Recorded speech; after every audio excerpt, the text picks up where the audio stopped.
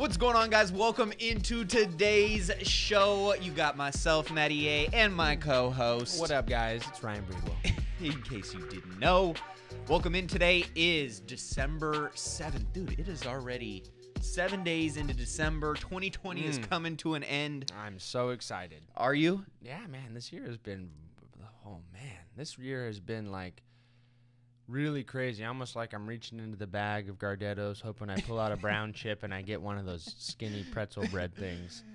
Such a disappointment, right? Such a disappointment. I know. It's been a wild year, but we were talking about on the way up to Reno. Ryan and I went and had a little boys trip this weekend and had some fun. And one of the things I was talking about was, man, there's been so many silver linings. As challenging as this year has been and as uncertain as this year has been, it's also taught me a lot about myself. And what really matters to me and who really matters to me and where my time should be going, where my dollars should be going. It's really made me think about a lot of things that I just would not have thought about. I wouldn't have given any attention to. And for that, I'm grateful. Yeah, no, same here. It was a lot of forced change upon people in a good, for a lot of good, but then there was a lot of, things. It was good to finally get that test that you have to be prepared for the unexpected. Yep. And I know you and I were. I know a lot of our friends and constituents were as well, but it really pulled the cover off those people that weren't, and there's a lot of people that were around that aren't around anymore. So, make sure that you always have a contingency plan because life is going to happen eventually. That's what we tell our clients, and I tell my clients, and you can't really plan for that. It's systemic. You can't diversify away from it. There's nothing you can do. You can't have this and have this and have this and fully avoid it. Just at some time, something's going to happen that you can't really avoid, just like rain. If it rains, it rains. Definitely a lot of those oh shit moments, but also those opportunities for growth. And so if anything, I feel more weaponized than I've ever felt before, knowing that I've thought about and planned for and also executed on a lot of things very quickly. You realize in those moments of fear, I'm sure many people have felt a lot of fear this year in certain capacities, whether it was with your health or your business or your career, keeping your family safe. And, when you overcome those moments of fear and you lean in and you push through them and you get to the other side and you kind of look in the rearview mirror and you're still whole and you're like, okay, I'm still alive, I'm still breathing, I'm still healthy, I'm still capable, you actually build that fear into confidence. And in, 2021, I'm excited to see what this new, I've been growing out the hair. I told people I'm growing out the hair this year. Yes, you are. Because I'm turning into a new man. I don't know what man this is. He's looking like 1977 Fabio's nephew, maybe. No, but seriously, it was one of those things where I wanted to anchor my physical look with also the person I felt like I was changing into mentally, emotionally, spiritually. Now, that might sound weird to some people, but that shit works for me. And so, I think if anything, now is the time to start planning for 2021. Now is the time, right, to start really laying down the groundwork. I've got a lot of my goals mapped out already. Been mapping them out in my Rich Life Planner. And it's one of those things where I know, for a lot of people, they wait until the end of the year. Or, when I ask people, what do you want next year? I want to travel more. I want to make more money, or I want more time with my family. What does that actually look like? Get so specific and so clear that it becomes so easy to back into stepping stones, an actionable roadmap and plan that all you have to do, knowing that you're an executor, that you are somebody that takes action, once you have clarity on what you need to do and where you're going and by when, then it just becomes a very bite-sized approach to getting in, rolling up your sleeves, and doing the simple things over that period of time. And so I would encourage and challenge many of you. If you're new to the show, welcome. We got some great stuff for you guys here today, some headlines, updates, COVID, vaccine, stimulus, of course, election, and of how that all ties into the market, real estate, and ultimately impacts your wealth building journey. So that way you guys can stay really with two hands on the steering wheel. So if you're new to the show, be sure to hit that subscribe button. Where's my Where's my perfect subscribe button? I need it to pop up. Where's my so Vanna I White? subscribe. Shazam. I think I almost perfectly touch it every time. I know where my hand goes. And if you guys get any value from the show, all we ask is that Leave a you comment. smash that like button. Thumbs up, leave a comment, And of tell your course, friends. drop us a little comment down below. Let us know where you're tuning in from, what topics you guys enjoy. And if you haven't texted us yet to say what up, hit us up, 844-447-1555. Know that you can always take advantage of other free resources, downloads, things that we offer exclusively to our Millionaire Mindcast community. You can check those out in the show description, my free real estate investing course, getting on my deals list. If you guys want to know, if you're an accredited investor and you want to know more about the syndication opportunities that I offer out to our accredited investors, and of course, taking advantage of the free financial X-ray, where you can get on with Ryan and his team and have them do a complete audit of your entire investment portfolio. Free. For free. Yeah, most importantly, for free for you guys, and to really learn and make sure that, you know, what you're actually investing in is aligned with where you want to be going, talking about that clarity piece. So with that being said, we got the most important headline of today. Over the weekend, I know, you know, this is really important to you, and you wanted to know what was going on with this. You know, it's this is groundbreaking. Yeah. This is where you get what you guys tune in for. We got Floyd Mayweather. Who is this young man dancing? Sets exhibition bout against YouTuber Logan Paul. His brother was on the Tyson card and fought Nate Robinson, KO'd him, actually. Yeah. Cold. And they made a nice little grip of money. And now, of course, you know, anytime Nate Robinson and Floyd Mayweather are related? No. You said his brother was on the fight. What do you mean? Jake Paul Yes. was fighting Nate Robinson. Logan Paul is his older brother. I thought that was the same person. No. Oh, shit. Here's the thing. I don't know about this kind of stuff. I think personally, oh my gosh, they are a different name. I'll keep my opinions about the two of them aside. Logan Paul's a dumbass. I know that. He's a tool. I thought they were the same person. He knows how to. Both of them know how to make money, though. They look the same. And they have found a way, just as Floyd Mayweather has, to convert attention Holy crap. into income. And that's the beauty of having a big personal brand, right? Especially in the world we live in today. So wow. I'm interested to see how this Paul. plays out. But People. they're going to be fighting February 20th. So that's going to be something interesting to keep an eye on. With that being said, when did this become popular? When it started making money. Wow. And people ain't got nothing else wasn't to the do. original thing like Soulja Boy and Soulja Boy? Wasn't it Logan Paul and Soulja Boy were gonna fight? Yeah, both of them have been talking trash for a while. He ended up fighting another YouTuber from. It went YouTuber to YouTuber. Now it's like going athletes to YouTubers. Like anytime there's money. Man. Now you better be careful if you're talking shit. Right? Somebody might might call you out. For real.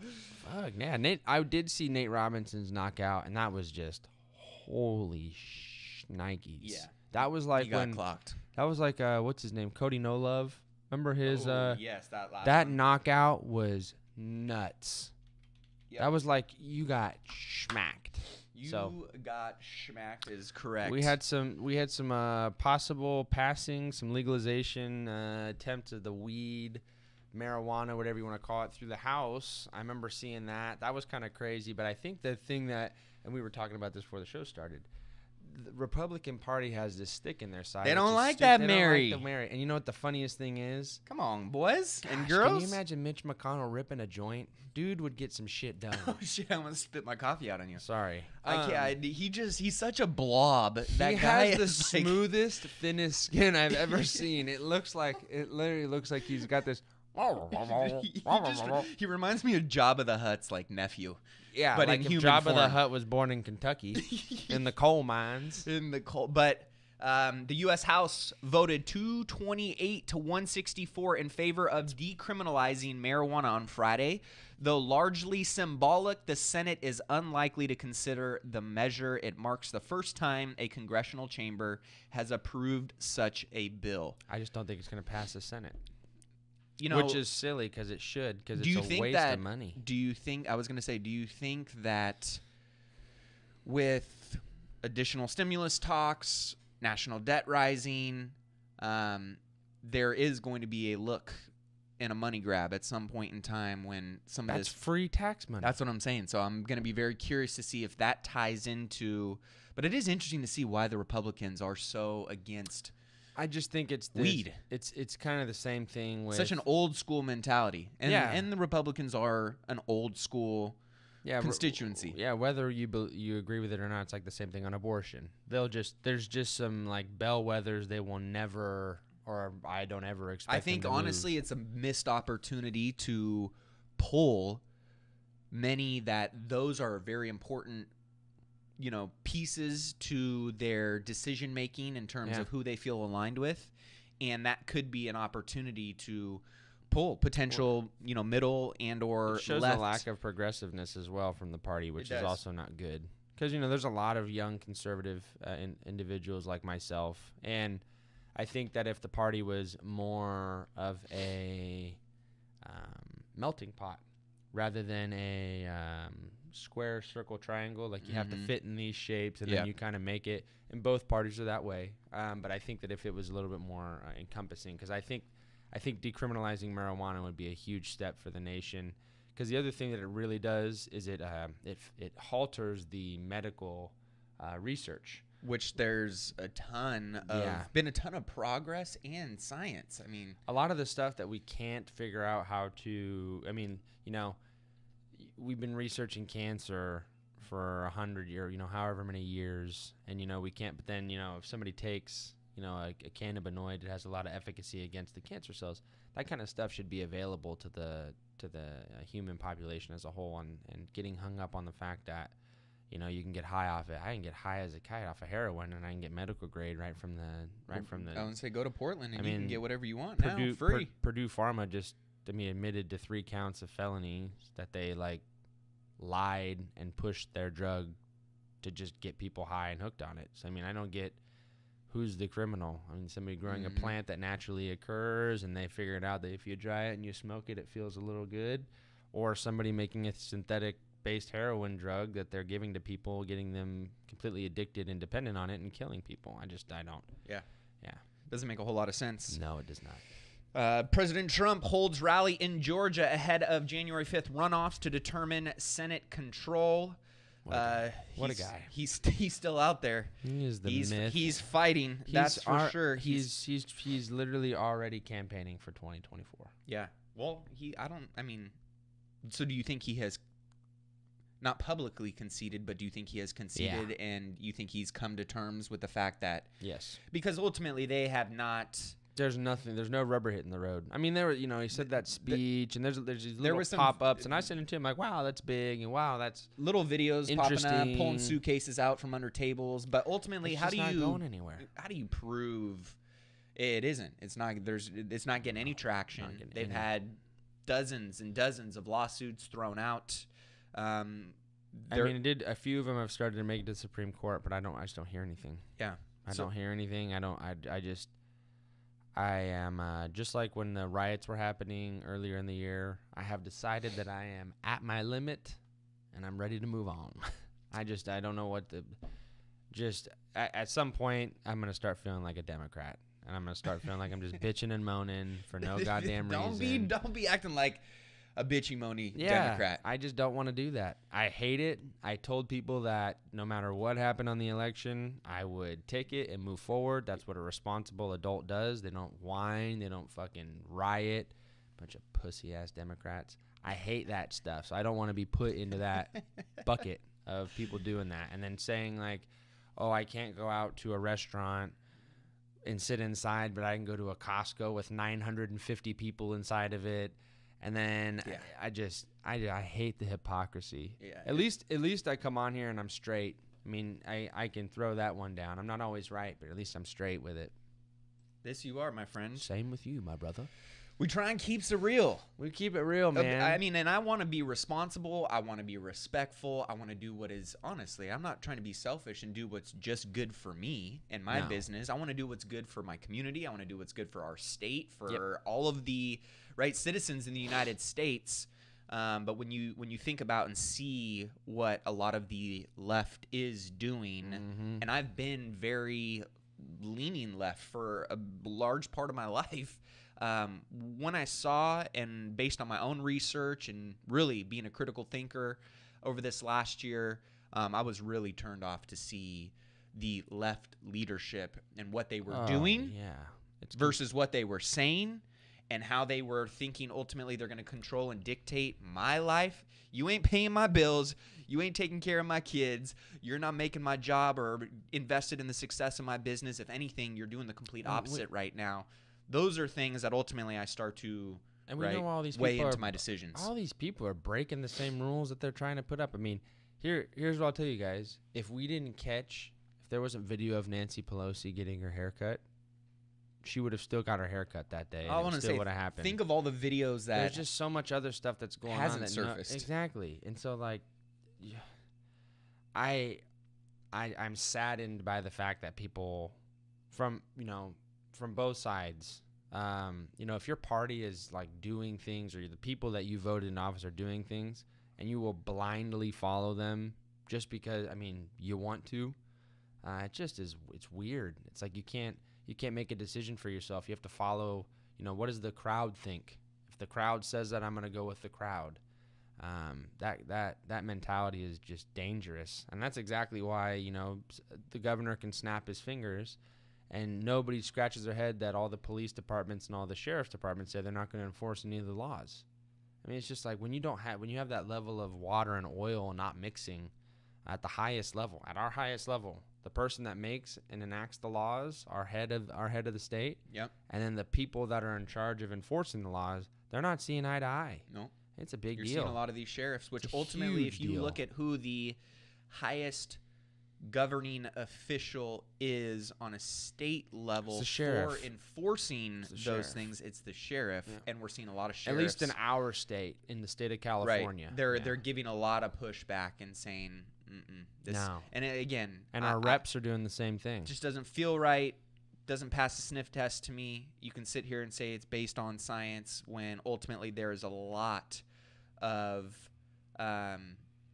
irregularities, inconsistencies is I guess the word I would use, that you say this, but then it doesn't apply to these other things. That's where you're losing me.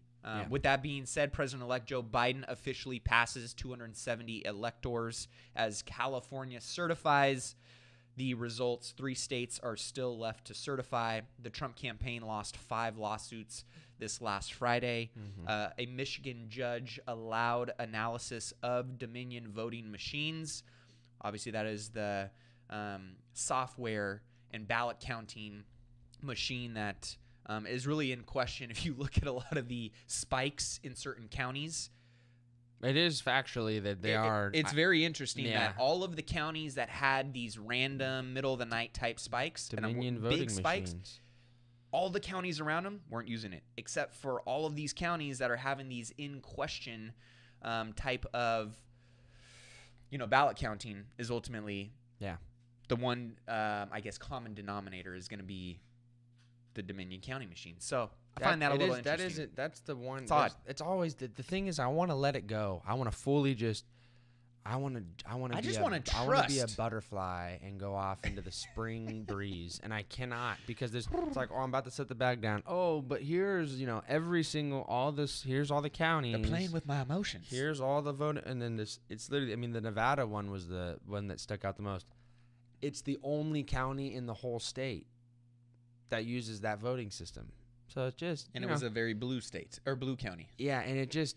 I'm not saying that it happened, but I am saying that when if I lay out in the sun too long and then I go inside and I have a sunburn, I'm not going to be like, damn, the water was too hot.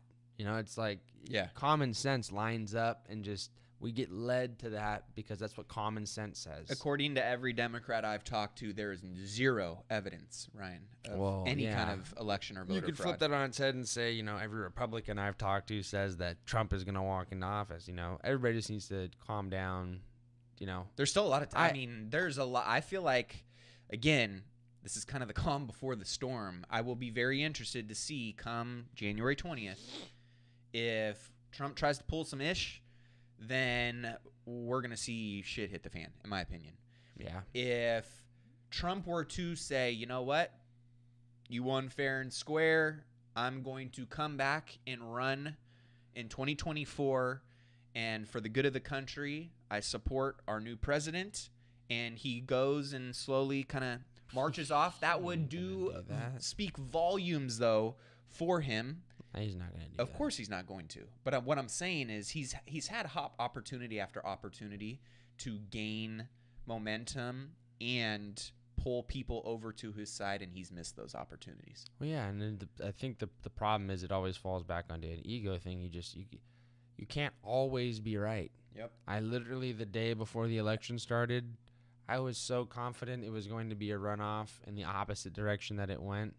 It wasn't even funny, and I wasn't right. It's okay not to be right. It's human. Yep. It's like unhuman to be always right. Some market updates in terms of really these variables tying into the market. Yeah. This week we had a November jobs report. The U.S. economy adds 245,000 jobs. Unemployment rate falls to 6.7%. That non-farm payroll number being only 245 versus that was the 460. That was deflating for the market. That was a big one. Now, so what that tells me is that, and I was saying this to you again earlier, that the only catalyst we really have right now is a vaccine, because that's all that it's. There's nothing left. There's no we can get a vaccine. It's now we have 4 candidates for a vaccine, and it needs to get out. I'm not taking the vaccine. Hells no. But whoever wants to feel good by getting a vaccine, they need it, and then they're going to calm down and everything's going to go back to normal. The country needs the vaccine badly. Yeah. If you're somebody that feels like you want to get it, you're at risk. I haven't taken the flu shot in years. I haven't gotten the flu. That is your right, your obligation, and if anything, if it provides that mental, peace of mind. Yeah, if it gives you the crutch, you need to walk down the street, do it. Honestly, I'm not going to take it. I don't need to. I don't feel inclined to. I feel fine if I get sick. So this is part of being an American. People move to this country because we have the opportunity to make choice like that. What's going on in the market? Well, because the cases are rising up again, we are now seeing a shift back out of where our money should be going, which is to financials and value areas in the market, and shifting back into stay-at-home tech. Zoom, Facebook, NVIDIA, Netflix, Amazon, the stuff that people were using prior to the lockdown. Now, I think that shift is a little premature because we just had this massive rotation over the past 2 to 3 weeks. Yep. And the money that's moving back into tech is not big money. It's individual investors. Yeah, exactly. So those are because they're following these breadcrumbs that have fed them over the last year. They're saying, "Look, man, it's so predictable. I know what happens every time. I gotta go back. And it's what's the danger of that though? Because you talked about the vaccine, and as you guys can see here, we got AstraZeneca, Pfizer. They asked India for emergency use authorization. They're talking about obviously trying to push that emergency use authorization here in the U.S. They're not meeting until December 10th in a couple days here. So my guess is we're going to hear, larger scale approvals of getting this vaccine out into the hands of Americans across the country in those tiered, buckets that they kind of talked about of who's going to get them first and in what order and why they're justifying that. And the CDC was still kind of crossing T's and dotting I's and debating back and forth on it. But with that being said, you mentioned something earlier that I think is important for the listener to at least consider. If we don't get the vaccine figured out quickly and we don't have stimulus, we don't have anything else to keep the market floating. And what? Give me a worst case scenario. Probably just that's hard because it's I have to predict what people are going to do, and I'm not in the business of that. I don't know. I think that we'd at least have over a few days, probably around a 10% pullback in the market, and people that are allocated to those areas that are loading up on Tesla or doing these single stock bets. It's like gambling. Like when you buy a single stock, it's like going to the roulette table and putting all your money on one number.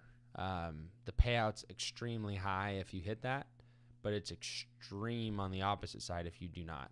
Whereas we tend to like to diversify into funds, ETFs, not only mutual funds, but a lot of times actively traded ETFs, because that allows us to get that exposure even to pre-IPO stuff like I was mentioning through Airbnb. But we don't get that single stock risk exposure. And something that I constantly deal with is, especially with young investors, I'm dealing with a young investor right now, too worried about the short-term gain and not worried about the long-term play. And what eventually probably will happen to this person is they'll hit a rut and they'll fail because they can't figure out how to look past their nose. And I'm trying to talk to them and say, hey, you know, it's okay that this has, you know, it takes a little bit of time, and it's okay that this is that, and it's okay that this is that. You have to, you know, when the top 1% of the world wealthy owns over 3/4 of the equities market, and they're long hold, they're not trading it actively, they're buying stuff and they're holding it forever. You just, why do you need to think beyond that? It's not fast, and that's a big problem with people again today. Yeah. They want it immediately. Like if I put my money there, I want to see a return immediately. It's not how it works. So there's going to be a lot of people missing out on the boat. Our generation will have a ton of people that are so under funded for their retirement. And I remember I showed you, I had an email from somebody that had, we were going back and forth, and they were like, one of the lines that they said was, I can't figure out why people take retirement planning so seriously. It's like, well, because people want to stop working, and you have to like decide that you want your money to work for you or you're going to work for your money. And let me just tell you something, guys, getting a 50, 60, 70% return every single year, you doing it yourself, plus working a full-time job, being able to deal with the market and being able to deal with your job, it may work for this amount of time, but it's not going to work long-term. It's sustainable. Yeah, and so just the thing I ask everybody is like, if that worked, why wouldn't J.P. Morgan Chase be doing it? The largest investment bank in the world. Why don't they do it? They don't need your money if they're going to do it for themselves, I right? mean, literally, like, why wouldn't they do it? And you know why you can't answer that question? Because they don't do it because it doesn't work. So I have to have that conversation with people all the time. It's like trying to explain to somebody that you Don't just be such a buzzkill, it's like just bro. twist the doorknob. It's really not hard. You just grab it and you twist it, and there's nothing more crazy than that. But they want the doorknob to go up, down, out, spin around. Right, it's got to do something sexy for us. It's not sexy. It's long-term investing. Wealth building, ultimately, whether it's real estate, stocks, and when you get to that compound hockey stick growth, ooh, that's real sexy, right? Yep. Most people don't have the patience, discipline, and consistency to do that over an extended period of time to ever get to the hockey stick. Yeah. Right? So if you're young, if you're under 60, yep, you have plenty of time to be doing this strategically, purposefully, consistently, and benefit big. And not just for yourself, but for future generations, right? Think in terms of generational wealth.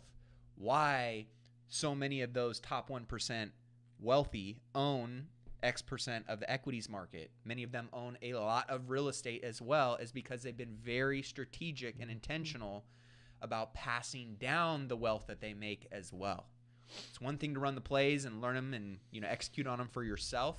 If you can go from being, you know, the Bill Belichick, or going from the Tom Brady to becoming the Bill Belichick, not a bad and day. You can do both of those things, that should be the ultimate goal you strive for. Be the expert, be the rock star, superstar that creates and generates all the wealth, but also figure out how to become the coach and pass it down to your family and to help them run the plays too and know how to catch the ball, what end zone to run into. That's just as important, because you don't want to set those people up behind you for failure, which is ultimately a lot of people who inherit a lot of wealth. I think I saw some crazy statistic the other day. It was like 78% of millionaires created are self-made. They did not inherit any wealth.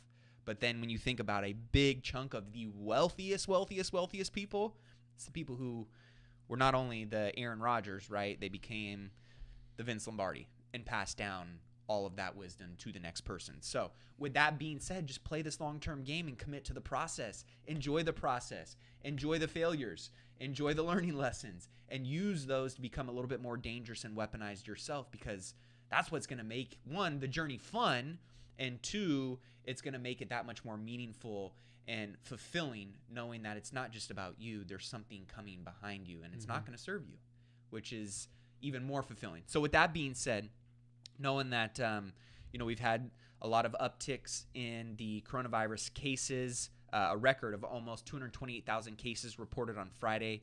More than 2,000 people have died each day from the virus. since the month began, including nearly 2,900 on Thursday. It's definitely been this very grim picture going into this dark winter. Rudy Giuliani, Trump's personal lawyer, tested positive for coronavirus cases. We're seeing a lot of this fiscal cliffs that were in place stimulus-wise to support due to unemployment, right? Due to forbearance, due to a lot of things that are going on. Yep. That those cliffs are coming here right after Christmas, and so this push for stimulus is going to be very big and is going to, in my opinion, be very telling as to short-term and long-term implications of turbulence and turmoil that I think a lot of people are going and may find some relief, or it's going to get a lot worse. And that could then tie into what we may see in 2021 in Q1, Q2, Q3, and how the rest of the year and really playing into 2022 plays out. So we are seeing, as you can see here on the screen, some positive conversations, this call for there needs to be relief and stimulus now. We can't wait until February of 2021. We need to figure something out now. We need a bipartisan approach, and they got at least something in terms of $908 billion relief package that they're at the table negotiating and talking on. So, of course, Pelosi, she wanted everything in the kitchen sink. Mitch McConnell wanted $500 billion. They're getting close to that $1 trillion range. Pelosi's, I think, trying to pull them up closer to the $1.4 trillion. But we're a lot closer than we've been before, and I'm pretty optimistic they're going to get something done. I just want something passed. I mean, I think they're going to get something done. What is your job? Pass a damn bill. It's quit playing politics with people's livelihood right now. Literally. Something has to get done. The fact that they're we need it, to watch Nancy Pelosi get up and say that we need something passed, we need something passed, and we need something passed, and then not pass anything. Yeah. It's like, man, she is full of piss and vinegar, and as much as I heavily dislike her, to be 80 and still in there just throwing bows left and right. She's a piece of work, but she also keeps it lit and has a matching mask almost at all times. So tip of the hat to the Nancy mask matching. Yeah. But she terrible well, and politician. My bigger concern, I guess a good one, which is why she's bad. And my bigger concern is, these lockdowns, this stimulus that isn't coming through, this impact on people's livelihoods, saying that only essential things can happen. Everybody's job is essential to their livelihood and putting food on the table and keeping shelter over their house and paying their bills. So that's why this stimulus is needed. That's why these lockdowns are bullshit, in my opinion. And you're seeing, look at stats like this. In Japan, more people died from suicide last month than from COVID in all of 2020. Right? And we're seeing all-time highs of physical abuse in the household, all-time highs of suicide in the United States, all-time highs of opioid addiction and death due to drugs. So we're seeing rising crime and violence. I mean, these are all things that, in my opinion, are all they're dominoes behind the main domino of draconian lockdowns, overreach of government. And these are things that, again, I think we can still be responsible and respectful of the people that are most at risk, but looking at the data and saying, I could go out in the world and find a lot of other things that I believe are more dangerous to you and your family and your health, that if it really was about your health and it really was about your safety, we would be looking at all of these other things as well. And it's just not the case. So with that being said, I think it's just right now is the time to be vigilant, be smart, be respectful, but not to shut down living your life, not to shut down living your business. That's just my opinion. That's what I'm going to do. And if you feel completely opposite of that, I still got respect for you. Yep. I still will support you, but don't tell me how to run and live my own life. That's all I'm saying. Yep. I may call you a sassy name, but you know what? It's okay. With that being said, just some quick updates for you guys in terms of real estate. I did a video this past week on, obviously we've seen real estate, traditional single-family real estate, boom. Yeah. And I think it's going to continue to boom in 2021. Let's do it. I'm selling my house. Commercial real estate, we've seen certain product classes get crushed, right? Yeah. Retail, hospitality, the bigger malls, the worst, movie right? theaters, the bigger it is, the worse it is. But then there's also some real estate product that I think is benefiting from this right now and going to do really well over the long term. And I created a video on YouTube that breaks down those 3 investment classes. You guys can go and check that out. But I wanted to share them with you. 3 real estate investments that I think are going to and are already seeing upticks rapidly. And these are ones that, again, a little bit larger price tags, but the beauty of real estate in 2021 and 2020 really is the fact that you have the ability to invest in syndications, go on to CrowdStreet, Fundrise, all of these crowdfunding platforms. Some of you can invest in as little as $100 and have a little sliver of some of these opportunities, syndications. So if you want to know more about the syndications that I'm doing, that we're working on for 2021 and beyond, and you're a accredited investor, you can text the word DEALS to 844-447-1555 to get on this list. But you can also go to websites like you see, right? CrowdStreet, Fundrise. There's tons of them out there. Realty Mogul, and check out what those products are. But these are the 3 that I think are going to do the best. Warehousing and fulfillment. We're seeing a surge in e-commerce. That's going to solidify industrial and logistics as a top performing sector of real estate. We're going to see Amazon and many other e-commerce retailers ultimately have these centralized fulfillment centers. So that way, instead of it taking, a day or 2 days or 6 days, you're going to get it in hours. Yep. And I think that's something that we're going to continue to see trend upwards. Multifamily residential, it's just not going away. Affordable housing, with obviously the affordability issues that we're continuing to see across the U.S. and especially workforce housing, those being impacted most significantly by the pandemic. We're going to see this need for affordable housing continue to remain strong moving forward. And then medical office. Medical office, I think, is something that we're already seeing.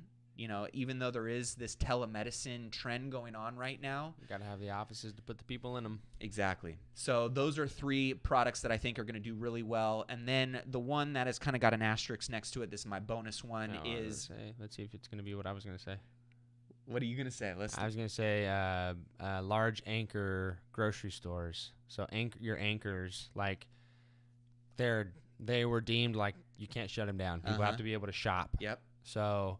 And damn, if you're in California and you're any paper product, good luck finding that. Is that what it was? That wasn't what it was, but that is one I think that's on the honorable mentions list. That's my honorable mention, and because there are a lot of the food supply, right, and the supply chain is very important. But this one was senior care. Senior care, yeah, assisted living and an memory care, and that's something that.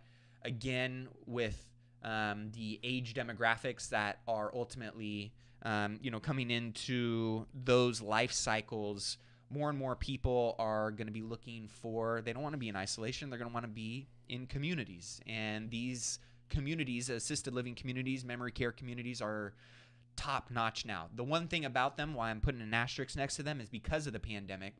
We're seeing enhanced expenses tied to those asset classes. Enhanced training, more spacing, so more square footage needed now. That means you can charge more, though. Ventilation systems, medical training, things along those lines. So I think that'll be something that it'll be interesting to see how those get baked into the model and how the performance and return on those investments transition through this time. Or I feel like this is a weird thing to say, but I feel like that model's just going to get gentrified. It'll get nicer and more expensive, which means that if probably less people will use it, but more people will use it more frequently. The people that use it will use it more frequently. Does that make sense? Yeah.